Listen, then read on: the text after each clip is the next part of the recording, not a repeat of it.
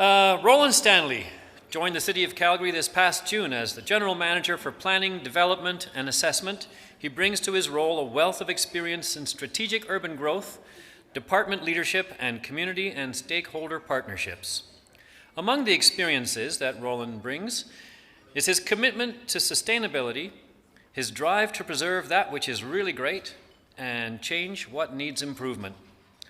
Rollin has joined Calgary after 4 years in Montgomery County, Maryland, where he moved the region away from planning stagnation to international recognition for leadership in urban and suburban thinking about growth, land use, health, culture, and economics. Today, Rollin will share stories and examples of strong urban centers from around the globe, including some of the cities that he's worked in. He will also share his impressions and his vision for Calgary's Centre City. Ladies and gentlemen, please welcome Rollin Stanley. Hey, thanks. For those of you who don't know where Montgomery County is, in about 2 hours, I'm hoping the black walnut tree in my backyard doesn't fall on my house when that Frankenstorm hits it. Good afternoon. I'm actually not going to talk about that. They made up that title last week before I'd actually done the show. Now that I've done it, I'm going to talk about something else. So if we can have the show, please. That's what we're going to talk about today. Who are we and where are we going? So I'm going to talk about identity, the sum of the parts, are they part of the whole, funding, and some other stuff. The funding thing, we'll talk a bit about what we heard with the council members earlier today about how you actually fund stuff. So, what identity does the city have? This is a fabulous book if you haven't read it. And it's talking about the world migration, this massive shift to urban areas that's occurring worldwide. And are we a gateway? What makes us stand out? So the places that aren't gateways are the places that are going to get left behind. And because we're a long way from water, that you can actually go on a boat to another place, it makes a challenge for us. And we'll talk about that. So, interesting little book I have about the Book of Cities. And that book lists 100 and some odd cities, 4 of which are in Canada. Can you guess which cities they are? Yes? Montreal, Vancouver, Ottawa. Believe it or not, Ottawa. We're not in that list.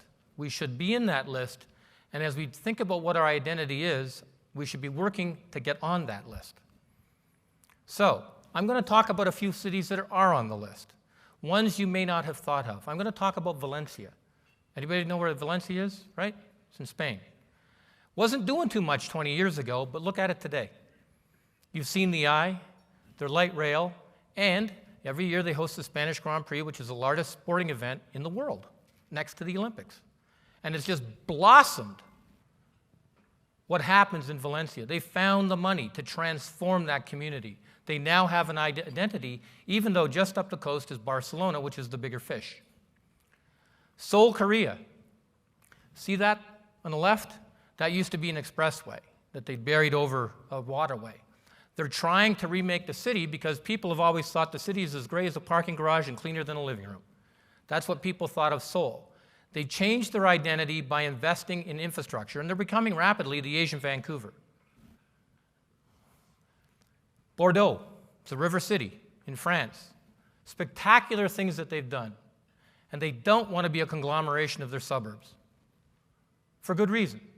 Because people, when they think of a city, don't think of the suburbs, it's about the inner city. That is the brand, which we have to develop. Vancouver, nobody's really sure what the pot laws are, but there seems to be an awful lot of very funky-looking people walking in the streets. So, I can tell you, living in the States, that when the second picture happened, when my Boston Bruins finally won the Stanley Cup, I'd waited 39 years, that was the questions I was getting, was about Vancouver and the riots. It really hurt them. But they also have some really good things, but they've got some bad things too. The thing about Vancouver is, will it evolve? When you walk the streets of a city and you look at what's happening at grade, it's vertical new urbanism. What will happen to it in 20 years? Probably nothing. So as we create spaces, we have to think about how they can evolve over time, how the buildings can adapt to what's going on at the street. We'll talk a bit about that. Then there's Detroit. You've got the East Coast and the West Coast, Detroit in between both of them. So when you mix the two, you get something crazy. I love Detroit because I worked in an environment that was actually worse than that. Now, you see the guy making the bike? That guy ran for council last election in this community. Zach, right. He bought a $500,000, a huge factory in Detroit for peanuts, and he's making inner city bicycles. He should have been here doing that, because that's really freaking cool. I didn't say he should be the alderman. I said he should be here doing that. I forgot well, yeah, there he is right there. A big round of applause for Alderman Meyer, please, yes. He should be here making that bike, because that makes us cool. And I'm going to buy 2 of those bikes next spring, because it's cool. He's building an inner city bike. So when we start to think about that, you think about Detroit redefining themselves as being a creative hub, generating economic growth, and it's affordable. And that's one of our challenges, is to foster that kind of growth in the downtown area, because we're not as affordable as so many other places. So what are we known for? What does it define? Manchester's got everything except a beach. Glasgow, the one I like. When I die, I want to decompose in a barrel of porter and have it served in all the pubs of Dublin. I mean, that's a bucket list item. In Houston, the air was warm and rich with the suggestion of fossil fuel. Now, some people might think that's us. So when you look at these things, like what they say about different places, we have to think about what we want to be. So one thing, and I'm not going to get into a lot about today, I'm going to talk about it briefly, is the city of Melbourne, Australia. And if we want to see a good example of a city that has redefined itself, it's Melbourne, Australia. Because Melbourne used to look like this bottom picture over here, the lonely streetcar going down the lonely street, all one-way streets, and nothing happening. Nothing kills retail faster than saying it serves horse meat or creating a one-way street in front of it. Now, Melbourne has their own East Village, middle picture. They've got their own nice bridge. And they basically redefine themselves by establishing certain criteria. Now this is downtown, a larger residential community, increasing the student population downtown, streets for public life, etc. They had those objectives. And all the things that they're doing are geared to doing all those things to rebuild it. And they've actually done it in the last 20 years. Who's been to Melbourne? Recently? Did you like it? Yeah. It's a nice place. Excuse me, ma'am, did you need to go to the bathroom? Oh, no, sorry, okay. And then there's Calgary. Who knows who we are and why? You may have heard me say this before. When I said I was moving to Calgary and I did a presentation to my 200 staff back home, they said, Calgary, that's north of Detroit. I said, yes, it is. Calgary, that's dirty. Oil sands.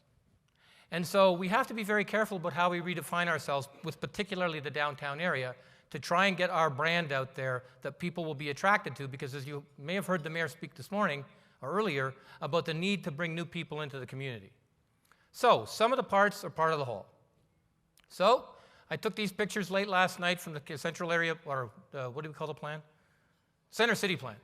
And it defines the neighborhoods, the corridors, and all that kind of stuff. But are we linking them? And the best example of this was when Pope Sixtus redid Rome. You know, Rome was hundreds of thousands of people, went down to like 35,000, had a huge crush, worse than Detroit, many, many centuries ago. And what he did over on the right was he established, because the city was basically vacated, he established the important points and then decided to see what was the tension between them to link those points. And Rome then became an orientation between points. And they call that growth by tension. And it'd be interesting to see our plan and how it relates to that. What are our focus points? And how are we relating to them? That's one way to look at it. Another is space as a connector. This is Camaros in Greece on the island of Rhodes. I don't know if you've been there. But that's the plan of the way it was built. And the book in the middle is a very famous book, Life Between Buildings. And when you look at space as a connector, and I've written down there, the key is you're creating space between buildings. The space links the buildings. The buildings relate to the space. Far too often we focus on the architecture, when really it's not about that. It's about what's happening between the architecture. And we need to keep this in mind when we do our regulations, for example. And so here's an example. Can you imagine this in a public plaza? in Calgary. Does everybody know what this is? This is like the most famous horse race in the world. And it occurs in the Piazza del Campo in Siena, Italy. Every year. It's on my bucket list. I haven't gone yet.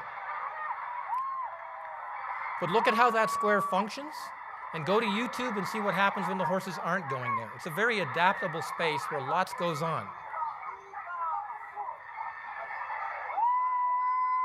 It's pretty cool. And then there's Mass as a connector. Who's been to Hannibal's place in Rome? Wow. It's a pretty cool place. And the key element about there is how it introduced a different shape into a very structured environment and how it relates outwards to the spaces around it. And when you start to look at the Olympic Plaza, you wonder, could it do something like that? Could we actually place that there and look at how it flows out into the areas around it? What can happen? Then there's interlocking spaces, and this is really important, especially if you're looking at a built environment. What's happening between those two buildings, and you can see the darker green space takes you from one place to the next. It's not very dissimilar to, jumping from one park to the next, but think about the lines of where people walk in our city. Where are our main pedestrian corridors? Why are we going there? And how can we link them to bring people and weave them through the city? Or why should they? Activities, etc. And then my last one is growth by extension. And if you ever sit at the top of the Arc de Triomphe in Paris, and you do the 360-degree view, this is what you see. Projecting a line out to another place so that when you're in the central location, you're linked. And to a large extent, our main corridors function like this, but what's the hub? So as we evolve, we need to think about these sorts of things as well. So, funding, dear to everybody's heart. That was 2 blocks in downtown St. Louis of a 1.2-mile-long Daniel Burnham plan, which absolutely destroyed the inner city. It was a horrible thing to do in the early 1900s. And it sat vacant for decades. We got a foundation to cough up $35 million just for the landscape, and then they paid for the artwork. It's now the best urban sculpture garden in North America. It has become the playground of the community. And at 10:30, when it's 100 degrees on a warm evening in the summertime, it's packed with people because they're cooling off in the fountains. But we worked with a foundation to actually make that happen. The city never could have done it. And one of the most important things to remember with these kinds of things is maintenance. The city does not maintain it. And so as we think about the kinds of features and open spaces we're creating and think about different ways to fund it, it's critical to remember about the maintenance aspect of it. Here's another thing that we were working on, and this is a performance space where what you see opening are solar panels about 80 feet high. And they actually rotate with the sun to capture maximum amount of solar energy. And I actually got Arab, who did all the buildings for the Beijing Olympics, to work with us to actually make it work. I just need to find $50 million, and I'd love to do it in Olympic Park. So, also, imaginary money. And this is how we did it in Toronto. We just made the money. It was imaginary. Give me density or give me death. The value was in giving increased density. Didn't cost the city anything. And that's how we funded a lot of things. I would get 50% of the value of the increase in height and density. We'd use that money for public benefits. Another way to do it, so for example, one project I got, you remember the guy who did Ghostbusters? Ivan Reitman? I got $16 million out of him for a project he was doing. So, what we look at here is a different approach. This is something that's been done elsewhere, where you say, okay, you can have a building at 4 times the lot area, okay? But we're only going to let you build that much of it. And if you want to build more, you've got to go to a list of public incentives and choose which ones you want to provide to the public in order to get your density back. So for example, transit proximity. If the project is near transit, you should automatically get some of your density back because we actually want you to locate near transit, right? And that's the subway system in Washington. I'll let this run a bit.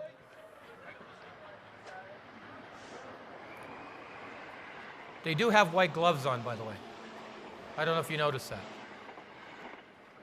And at the end, he actually tucks in the guy's coat.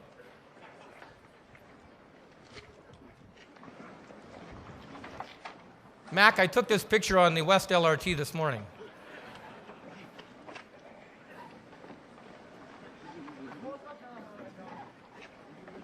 So next time somebody says the Calgary transit system's a little busy, watch. I love this part with his hand. He tucks the guy's coat in. It's really quite cool. Anyway, affordable housing. In many places, it automatically is provided. Here it's not. But should we be asking for incentives downtown for affordable housing? One of the biggest challenges in America right now is people can't get to work because the commute is so long because they have to live so far from the jobs. It's a big problem in San Francisco. It's a big problem in Washington. How can we start to get more affordable housing into the downtown area? Podium tower setback. Set the building back from the edge of the street, cost more money. Let's give you some incentive to do that. Parking. An incentive not to provide as much parking because we don't want you driving like that. Now, one of the biggest challenges with parking is convincing the banks that you don't need as much in order to get the financing. These two pictures I took in Chicago about a month ago. That's a windmill at the bottom on a single room occupancy place for homeless men, that they put them in single rooms and help them get back into society. That's the windmill on the top. That's a windmill on an old industrial conversion in Chicago. Why aren't we giving out incentives to try and get people to do more green buildings and change the dynamics of what's happening downtown? And then, of course, design. We should be encouraging people to do better design. It doesn't necessarily cost more to do better design unless you're hiring a very famous architect, but it's a very positive thing for the community. And as Alderwoman Farrell knows, design gets you noticed. So, for example, I like to tell people the only time I ever read about Calgary in the Wall Street Journal was about the oil sands and when the Calatrava Bridge was done. And it compared us to 2 other cities around the world saying, look what Calgary got. And that is really, really positive. It helps market the city and helps create an identity. So, when we think about funding, you have to think about this chart. And what this chart shows you is the average yield per acre of actual tax revenue coming into the city, averaged out over the city. So, for example, the retail one is more expensive downtown versus, say, a strip mall. We balance out the value. But the one use that generates the least revenue to the city is obviously farmland. Multifamily low-rise, single-family detached, industrial, single-family attached, retail. Retail does not generate much more revenue than single-family homes. And as I like to tell people, in Walmart, in the States, generates about $100 more per acre, generally speaking, than single-family homes. Then there's office, which is the last red one. Now you get into multifamily high-rise mix, and then the big winner, downtown office high-rise mix. So as we start to think about that incentive system I just showed you, or how we can start generating more benefits into the community in the downtown area, we start to think about this. So you've heard about tax increment financing, right? Special taxing districts. What you're seeing on the right is the area around the White Flint subway stop being transformed into a small city in the county where I just worked. This was the big thing we did. We're transforming that ugly strip mall, the third highest per square foot retail grossing space in America, to the model you see on the left. All done with that zoning model I just showed you about the layering of the uses. And we're getting daycare, cultural facilities, schools, recreation centers, swimming pools, and upgraded transit. And the builders are only too willing to make this happen because we worked it all out with them. Phasing plan, what they could do, when they could do it, what had to be done by when, and they agreed to tax themselves to do it because there's a benefit to it. So when you start to think about the types of options for funding up here, you're looking at the imaginary money I just showed you with the layering of the uses, regional tax. In the city of St. Louis for 30 years, all the counties pay a regional tax. It doesn't matter if you're a poor kid on the north side or the wealthiest person in town, you go to the museum for free, you go to the zoo for free, and a wealth of other cultural institutions because there's a penny tax. It's not a penny, but there's a tax that goes to support those. So it's free for the whole community. Sales tax is big money. That's another thing we can talk about another time. It's also a slippery slope. Sales tax is when the city has the ability to impose a tax for a certain purpose. What we don't want to have happen is have the ability to do sales tax and give Airdrie and Rocky View the same thing. Because then you will end up like St. Louis, and you'll have sprawl like you won't believe because everybody chases The big box is tax dollars. So it has to be very careful. Bonding capacity, floating municipal bonds for specific cultural institutions. Goes onto the bond market. Special taxing districts, where you pose a tax on property, like the video I just showed you, 10 cents per 100 square foot of commercial space, and it goes and gets collected for an area to go to a certain type of use. So for example, I know of a city where we were doing that with tax increment financing to fund the public infrastructure for the entire downtown. All the sidewalk replacements, the street replacements, all that kind of stuff you usually see in pretty downtowns. It's very important that we start to explore this, and the new market tax credits, which is a federal government program, which generates mucho dinero. So, other stuff. Well, sense of place. Who's been there? Everybody know that's the Vietnam War Memorial?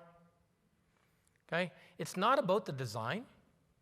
It's about what you're looking at in the first two photographs, where people actually go and see the name of a loved one, and they etch it, and they take it home. And as you walk along the front of the wall and you see the little memorials that people have left for loved ones, picture of a pilot, flowers. It's really, really very, very powerful. It's probably the most powerful monument in America, maybe even the world. You should really go and see this. It's quite spectacular. But it's not so much about the design, which is actually pretty cool. It's about the experience of what happens there. And as we advance the center city, we can't get too hung up on design, because what happens when we get too hung up on design is it becomes over-designed. And as a result, like the places in Vancouver, the bases of those tall high-rise buildings will never change. They will not evolve into something else. The best places in Toronto have the worst sidewalks and the ugliest buildings. They're the Victorian houses in Chinatown that have those ugly additions put in front of them, and they used to spill out onto the sidewalk. How do we allow those things to happen naturally? Nobody expected this at the Vietnam War Memorial. One-way streets.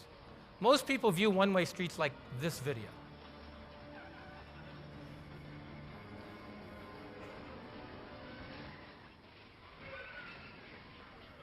It's a place to get somewhere fast. Does anybody know how slow you have to be going to read a sign in a window about this big, with letters about 12 inches high, about 23 miles an hour?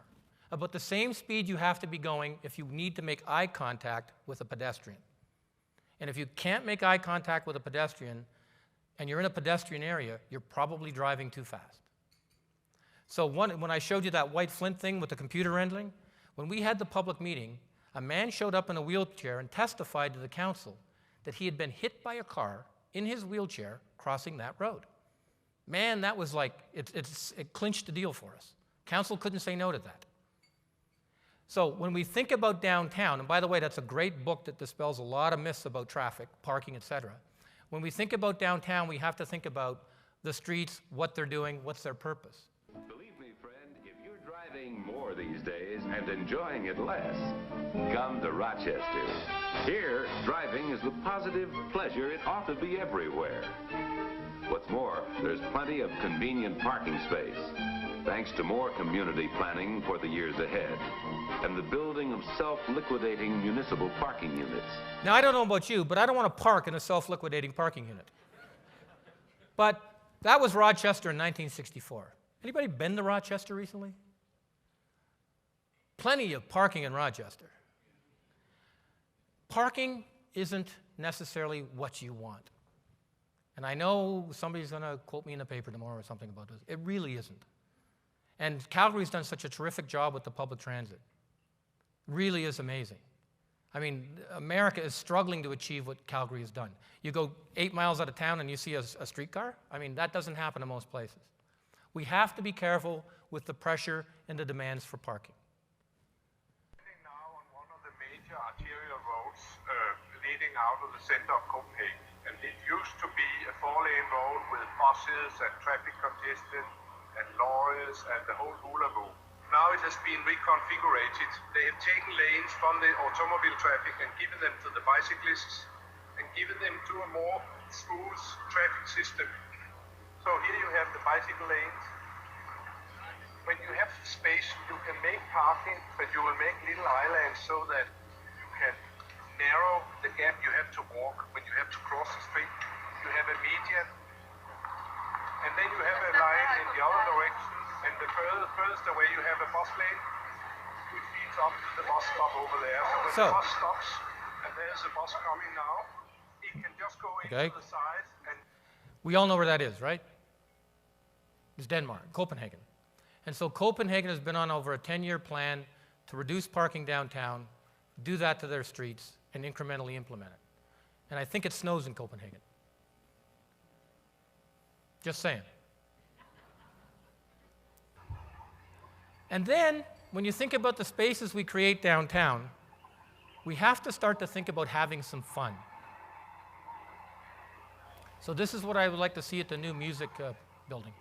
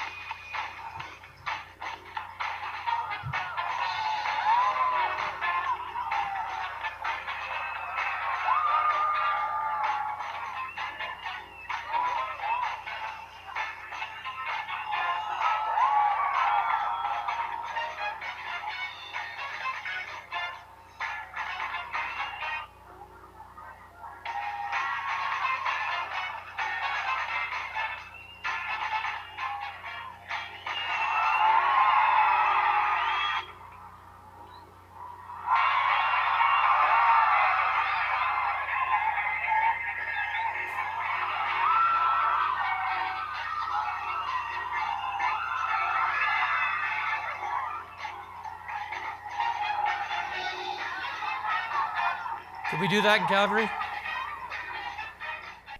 I wasn't sure. And what about fun with infrastructure?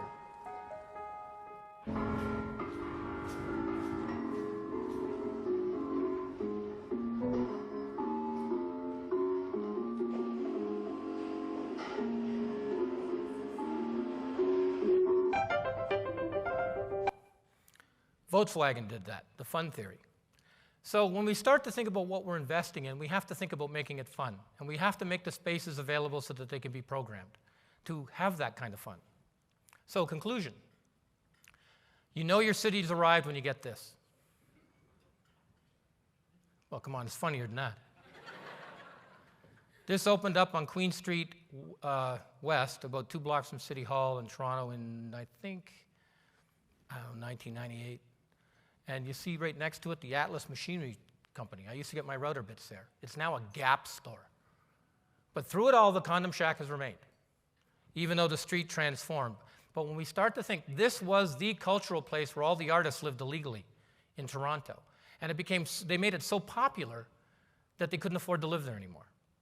So we actually worked with groups of artists to get them as a group to have the economic power to control their own destiny, and got them buildings, put them in touch with people we knew needed to sell. You bring in 23 artists, they make $2.98 a year, but times 20, they're making $40. And they had the economic power to actually buy the building through a give-back mortgage with the owner, and 12 years later, they own the building. So as Calgary becomes more expensive, we have to explore different ways to try and make, well, not the condom shack happy, but the businesses and the people who start to make these areas trendy. The other thing we need to think about, and this is St. Louis, that's the Mississippi River, is inventory what we've got and then see what synergies we can build, okay? So we're going to start here with energy. What's happening? There's a conference going on today about district heating. You know what district heating is? You know, you got the pipes on the ground, usually it's steam. Older cities all have this. Well, what are we doing? I can tell you that back there we were working to create hydropower with big turbines in the river, the Mississippi River. It got stopped because apparently there's a blind sturgeon at the bottom of the river, can't see them, and we couldn't do it. That's actually true. They were afraid the sturgeon was going to swim into the big turbines. But we've got a river right over there. Are there options for us in the downtown to start looking at how we generate energy, biomass, combined district heating, cooling, et cetera? Inventory what we've got and see what the options are. Materials. One of the big things sweeping many places in the South now, particularly in the East Coast, is sourcing your materials closer to where you need them. And this is becoming a big marketing ploy for many cities.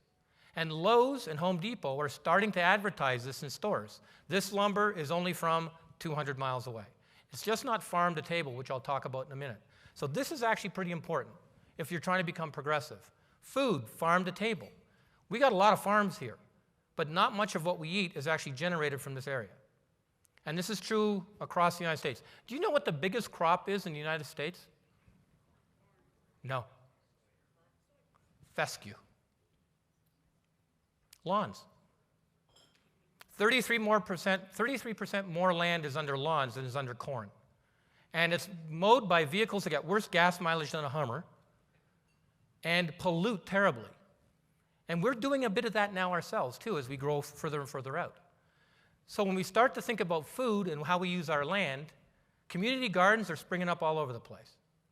We did them back in St. Louis. The biggest problem was you had to elevate them because when they knocked the houses down, it put all the lead paint in the soil. But we don't have that problem here.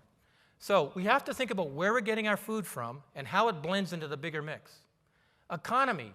What's generating the money in this city? Is it diversifying to make us more sustainable? And can we tie it with the other things I'm talking about to see how we can get to a better place and increase our quality of life? Culture is critical. And we heard that earlier. We heard it this morning about what are the cultural synergies. Do we need a regional tax to make them go better? How do we fit that into the whole mix of things so that we're an attractive place so that we become an arrival city? The other 2 weeks ago, the pizza parlor at the end of my street at 29th and Center closed. The next day, Rico's Tacos opened. I couldn't believe it. Rico's Tacos. I did not know there were any Hispanic people in Calgary. They are here. And we need more of them here. We need more of everybody here. Infrastructure, we talk about all the time. The need for infrastructure, the need to replace our infrastructure is absolutely critical important. And we have a riverfront. We should maximize it. Have we maximized it? To the fullest extent possible. An example.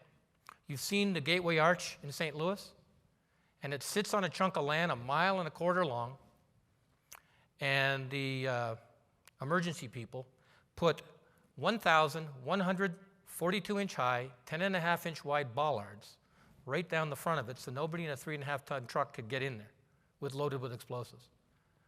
We tried to change the park to become a little more commercial, to put in pavilions where people could eat and things, but the National Park Service wouldn't allow it. We have to be very careful about how we program the riverfront to do a nice balance so people will want to go there, they get meals, etc. It's a very, very tricky balance, but we need to work on that.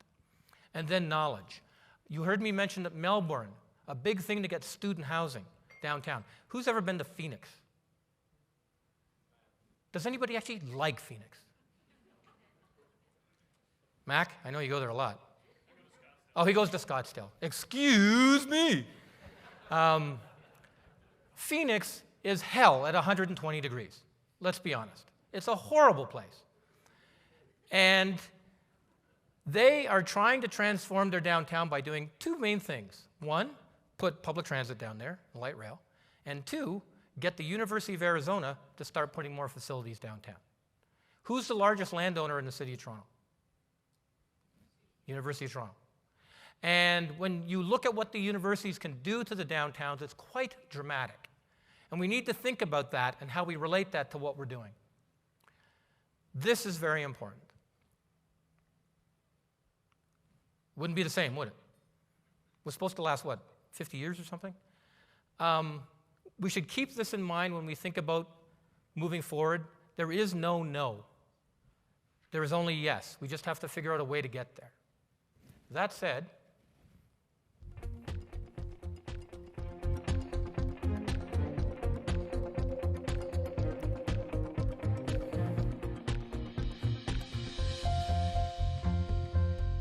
that's where we're trying to get to. Thanks very much.